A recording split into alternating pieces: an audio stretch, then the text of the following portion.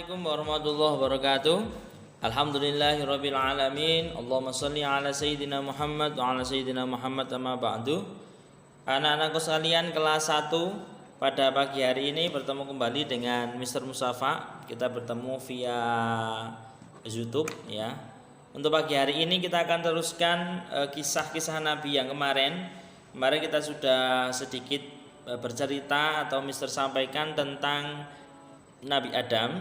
Ya, Nabi Adam yang bisa kita teladani adalah beliau bertobat kepada Allah ketika melakukan kesalahan. Beliau kemudian bertobat dan minta ampun pada Allah. Contoh yang bisa kita terapkan ketika kita berbuat salah, maka segera untuk meminta maaf. Nah, kemudian kita akan masuk ke bab lagi atau terusannya kemarin. Kita akan masuk ke salah satu nabi yang mana nabi ini juga kita akan teladani. Yang selanjutnya adalah Nabi Nuh alaihissalam. Kalian buka halaman 67 buku paketnya. Nabi Nuh, kaum Nabi Nuh ingkar pada Allah. Mereka semua ingkar, tidak percaya pada Allah, tidak mau menyembah kepada Allah. Allah akan mengadab kaum Nabi Nuh dengan banjir. Jadi karena mereka semua umat-umat Nabi Nuh ini selama puluhan tahun bahkan ratusan tahun diperingatkan Nabi Nuh, mereka tidak mau bertobat, mereka tidak mau menyembah Allah, mereka menyembah berhala yang mereka buat sendiri, mereka sembah sendiri. Akhirnya Allah akan menurunkan azab berupa banjir. Allah menyuruh Nabi Nuh membuat perahu besar. Nabi Nuh bekerja keras untuk membuatnya. Banjir besar pun datang. Hanya orang yang percaya pada Allah yang selamat, yang ikut Nabi Nuh, yang beriman kepada Allah. Mereka bersama Nabi Nuh di dalam perahu, yang lain mati tenggelam terbawa arus banjir termasuk istri dan anak Nabi Nuh-nya.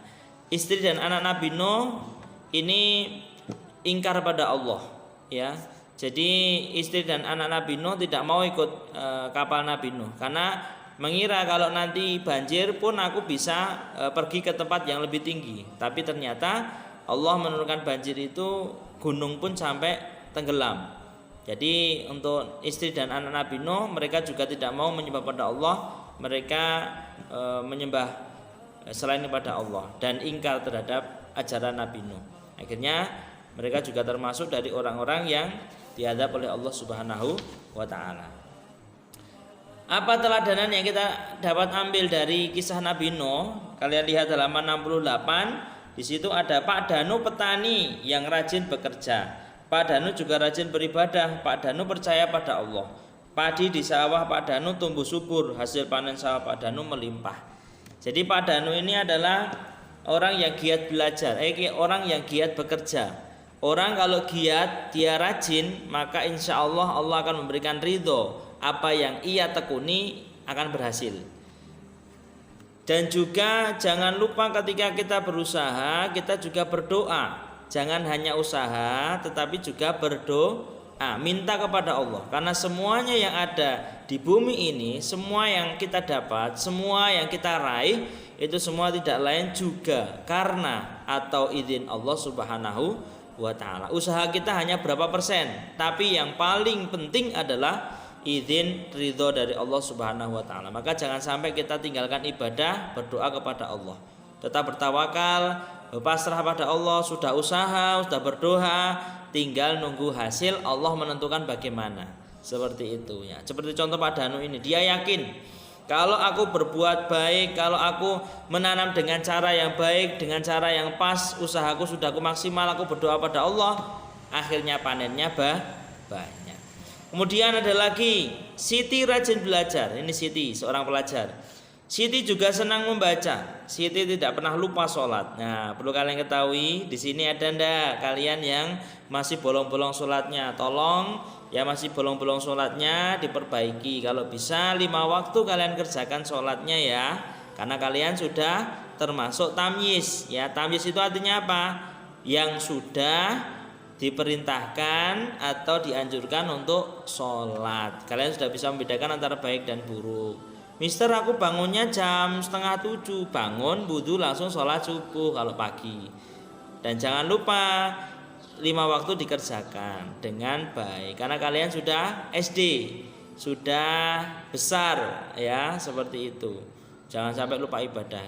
Wujud kita terima kasih pada Allah lewat sholat itu.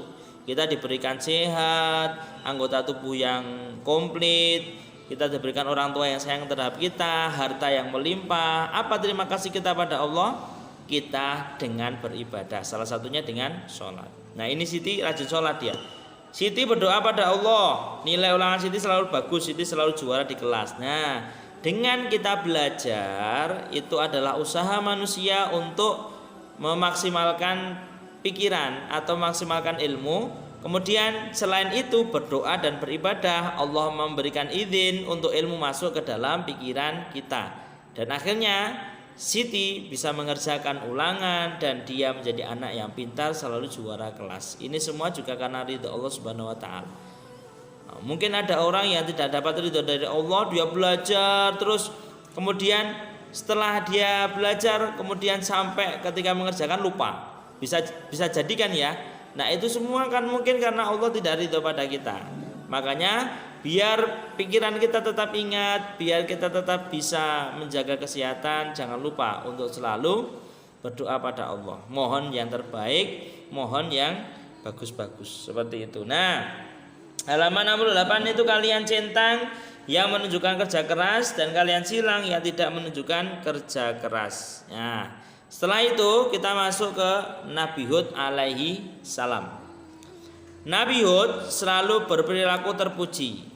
Nabi Hud tidak mudah marah. Nabi Hud sangat sabar. Nabi Hud juga bersikap sopan terhadap siapapun. Sebagai muslim kita harus meneladani sikap Nabi Hud. Berikut contoh keteladanan Nabi Hud yang patut kita tiru. Nah, Nabi Hud ini adalah orang yang sabar sekali, tidak mudah marah. Apapun yang terjadi dia bisa maklum, bisa mengontrol emosinya dan sangat sabar ketika diuji dalam kebaikan ataupun dalam keburukan. Nabi Hud juga bersikap sopan terhadap siapapun, terhadap orang lebih tua, terhadap semuanya. Nah, contohnya di sini Mona berperilaku terpuji. Sebelum berangkat sekolah, Mona berbaca pada ayah dan ibu. Mona juga mencium tangan ayah dan ibu. Nah, ketika kalian mungkin pergi kemana atau mungkin berpamitan besok ketika sudah sekolah dan lain sebagainya, maka tolong kalian junjung tinggi sopan santun. Salah satunya contoh berpamitan seperti ini. Nah, ada yang lain lagi ketika mungkin orang tua baru duduk di bawah atau ketika kita lewat di depannya sedang duduk, maka paling tidak kita membungkukkan badan dan lewat di depannya. Itu termasuk salah satu etika juga. Ketika ngobrol juga ngobrol yang bagus, yang sopan. Jangan teriak-teriak, jangan gunakan kata-kata yang kasar. Kita hormati orang tua kita. Karena orang tua itu adalah orang yang sangat berjasa dalam hidup kita. Tanpa orang tua mungkin kita tidak bisa hidup sampai sekarang. Karena apa? Orang tua yang merawat kita, yang memberikan kasih sayang pada kita. Kita harus tahu bahwasanya orang tua adalah orang yang sangat berjasa pada kita dan kita harus menghormati mereka.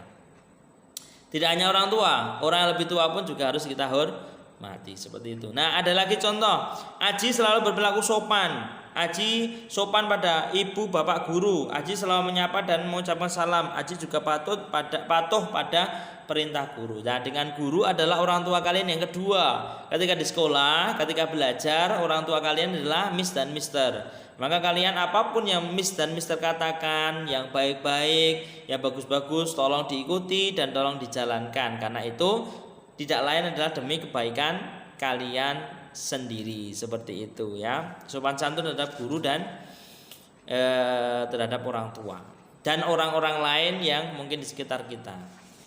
Nah, lanjut ke halaman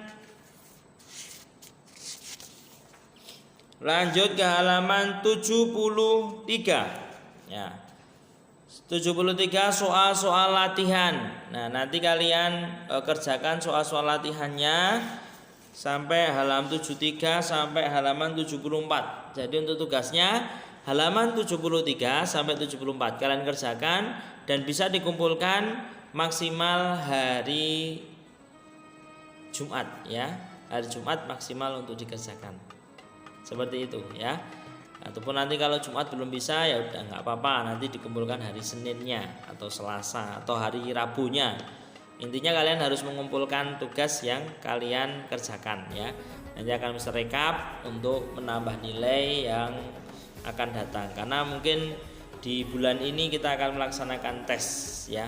Jadi persiapan untuk kalian belajar yang giat karena bulan ini kemungkinan kita juga sudah akan tes semester 1. Ya, seperti itu. Paham ya? Oke. Itu saja mungkin yang Mister dapat sampaikan. Kurang lebihnya Mister mohon maaf. Tetap belajar, semangat, jaga kesehatan, tetap beribadah, berusaha menjadi orang yang terbaik. Karena ibadah ini adalah bentuk syukur dari kita kepada Allah, berterima kasih kita kepada Allah. Kita sudah diberikan apapun yang kita minta, kita sudah diberikan apapun yang mungkin kita tidak minta, tapi itu membuat kita bahagia, maka kita syukur itu dengan beribadah yang rajin. Mungkin itu saja yang Mister dapat sampaikan, kurang lebihnya Mister mohon maaf. Billahi taufiq wal hidayah, dinas siratal mustaqim, wallahu muwaffiq ila aqwamit thoriq. Wassalamualaikum warahmatullahi wabarakatuh.